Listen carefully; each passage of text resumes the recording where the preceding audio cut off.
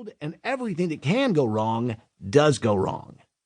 Yet through hard work, creativity, and the help of people working together, you surprise yourself by pulling off the impossible. Honestly, I'm still surprised I was lucky enough to be part of a show like Extreme. Yet I'm not at all surprised by the popularity it had with the public. I think what connects us with the stories on Extreme is the same thing that connects us with other people in everyday life. How we can all identify with going through a challenge. Sometimes it's struggling with a disorder, sometimes it's living with financial chaos, and sometimes it's dealing with trying to figure out how to live life after losing a loved one.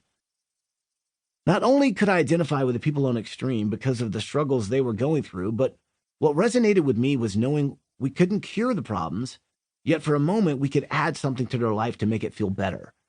That's what designing a room or designing and building a house can do. It's not a cure for your problems, but it can make life easier and provide a bit of hope in tough circumstances. In many weird ways, that's why I'm writing this book, in the hope that somehow in the end, I can paint a funny and familiar story about a troubled kid who overcame a lot of obstacles and eventually found his place in life.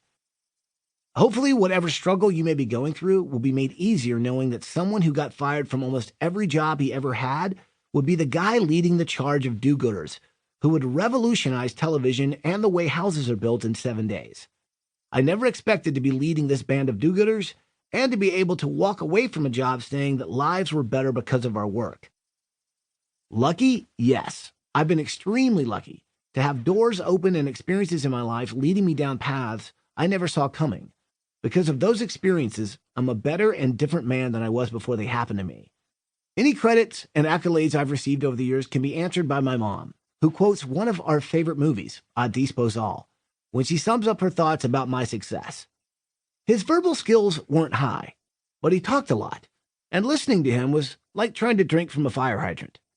I think that really sums up what my childhood was like. My story is about dreams and surprises and failures and hope. It's about individuals like Christy Norbert, executive director of Boys Hope, Girls Hope of Baltimore, someone you meet who changes your life forever. I think as a human being, your whole goal should be to affect one person positively, Christy said on the show. You do that, you have a great life. This is affecting so many different people, and I feel so fortunate that I'm able to be part of that. That's my hope with this book, to affect one person or hopefully many in a positive way. We can make that happen here. So what do you say? Are you with me? Let's do this. Day 1. Surprising the family. What goes on?